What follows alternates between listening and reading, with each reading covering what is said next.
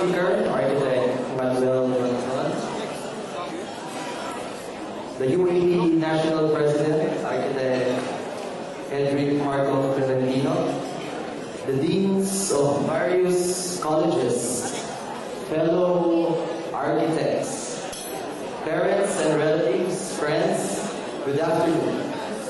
First of all, I would like to congratulate all of the successful examinees, of course myself included, for a job well done. I'm sure you all agree with me that this is truly one of the happiest moments of our lives. Looking back, I could just imagine the anxieties, the worries, the sacrifices that each one of us went through, physically, mentally, emotionally, spiritually, and even financially, as we prepared for the board exam. And then came the many sleepless nights, the agony of waiting, hoping, and praying for the results to come out. And here we all are. What can I say? We made it. So congratulations, we are now the new architects of our country. Come on, let's all again give a very loud round of applause.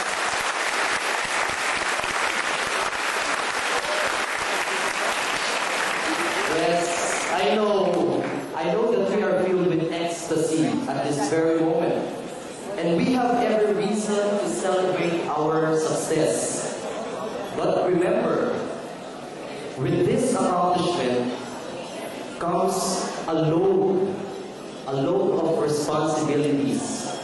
When this ceremony is over, and soon it will be over, we will walk out of this very halls no longer as mere graduates of architecture, but already as licensed architects. And much is expected of us. This requires accountability and honesty with all of the people that we deal with, the projects that we will undertake, and every business that we will transact. Our very own names will be at stake, and the title architect attached to it. But what does it take to be an architect? To remind me of how I should carry this title, I have chosen keywords to represent each letter of the word architect. Okay, sir.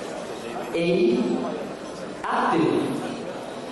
Architects should be active. We should always be at the forefront of anything that is related to architecture.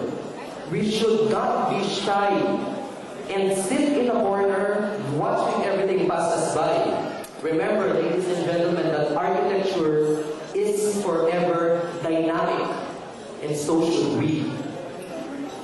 Letter R, responsible.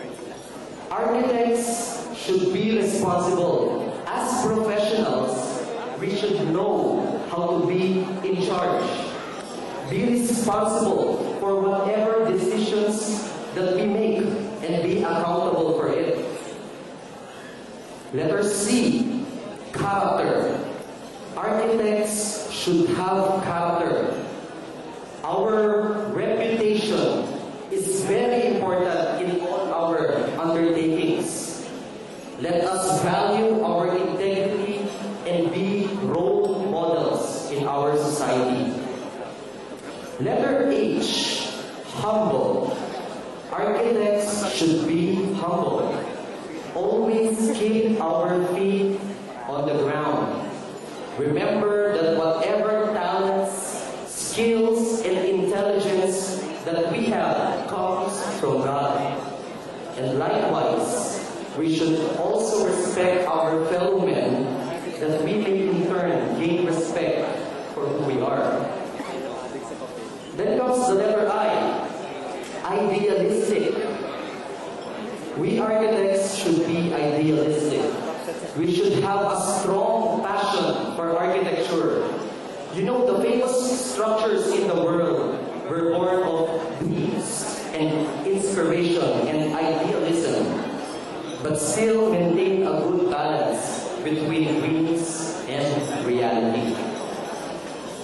Letter T, talent. Architects should develop one's talents. You know, they say, if we have the talent, we have the opportunity. But I also believe that extreme desire and determination does not only create opportunities, but its own talents as well. So with perseverance, let us all discover our new talents and strive to develop it. Letter E, eagerness. Architects should be eager to learn. Like what architect Eugene Gan told us a while ago, our eagerness to learn should not stop. Let us always strive to perfect our craft. And do not be afraid to commit mistakes, for this is part of the learning process. Letter C, challenge. Architects should be challenged. Surely we will encounter challenges and trials, and let's face all of this with a positive outlook and rise beyond our limits. Let us experiment, innovate, and explore new possibilities. Last but not least, letter T, trustworthy. We should show that we can be relied on, and in so doing, we also gain the trust and confidence of our clients and the people that we work with. Let's also trust ourselves and be confident that we can do whatever work is assigned to us. Now, whenever I sign my name with the title architect affixed to it, I would always be reminded of all these values that I will need to observe in the conduct of my profession. You may have your own keywords to assign, but the bottom line is that we have a profession to uphold, and we have to do it with dignity, honesty, and pride. As part of our philosophy and ethical standards, we also have the Republic Act 9266, as mentioned a while ago, otherwise known as the Architecture Act of 2004. We are very fortunate, for after so many years, it was finally enacted and implemented during our time. This, ladies and gentlemen, is our law. This is ours to keep. No other profession can lay claim to it. So I tell you, know it by heart and apply it for the betterment of our profession. Now, as architects of our generation, we should try to look at things as what our PRC Commissioner had told us in a larger perspective. What is happening around us? What is happening to the environment? And what is happening to our society? There is much going on in the world out there.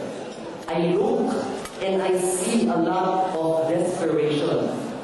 People complaining about the economy, high prices of goods and services, under-the-table transactions, graft, corruption, too much politics, even professionals leaving this country and looking for greener pastures abroad, and so on. I will not be surprised if many of us here would scramble for work abroad, because that is where the money is.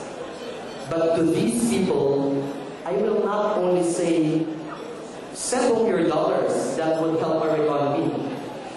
But more importantly, I would say, gain as much experience out there, but come home someday and maybe establish your own firm and and apply all that you have learned in improving our country.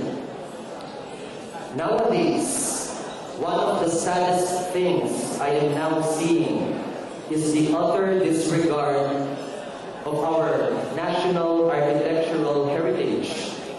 Many structures have been demolished, are being demolished, and will still be demolished, all in the name of progress. How sad that this is happening when there are already modern ways of conserving and preserving these invaluable treasures and putting them to adaptive use. Again, the challenge is being laid down before us. Shall we allow these destructions to go on?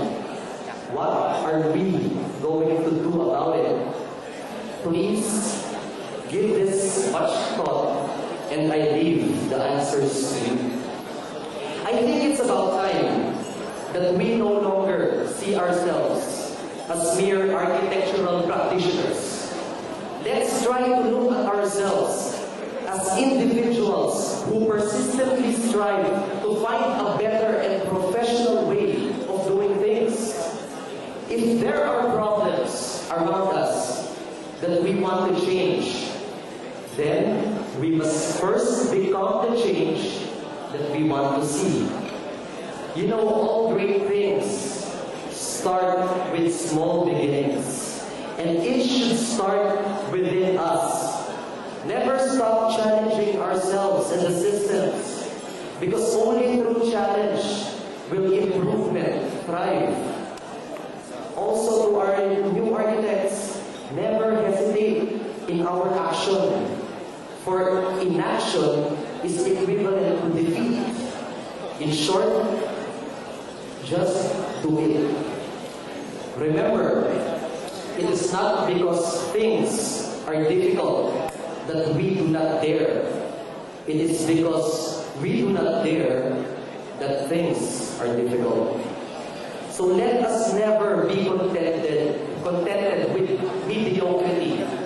In anything that we do, I challenge everybody to always aim high and strive for excellence. You know, if only each and every one of us will aim high and strive for excellence and do his or her part, I have no doubt that we can usher in a new breed of architecture in our country. For it is my dream, that one day the world would recognize the exceptional talents of the Filipino architects as the best in the world. And I'm going to ask you that question. Is that difficult to achieve? Yes. Is it like asking for the moon? Probably. But similar to my long-awaited dream of topping the board exams, I believe that it's not impossible. And so should you. Through our combined efforts, let us all be dedicated and committed to our chosen profession. With prayers, inspiration, and hard work, we can all reach the top. So before I end, let us not forget to thank everyone who have helped us throughout the years. First, to our respective schools, in my case, the Mabuhay Institute of Technology, for providing us with the educational proficiency in the field of architecture.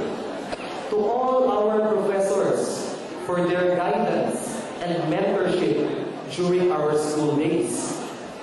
To the Board of Architecture for safeguarding and ensuring the integrity and conduct of the June 2006 Architect Licensure Examination. To all our friends, colleagues, and loved ones for being there when we needed support. To all the parents, especially to my mom and my dad and my grandmother, for nurturing us throughout our growing years and painstakingly molding us into the persons that we are now today and the persons that we will one day be. And most of all, to our Lord God Almighty for all the graces, the gifts, and the glories He has given us. For truly, He is the source of everything, the supreme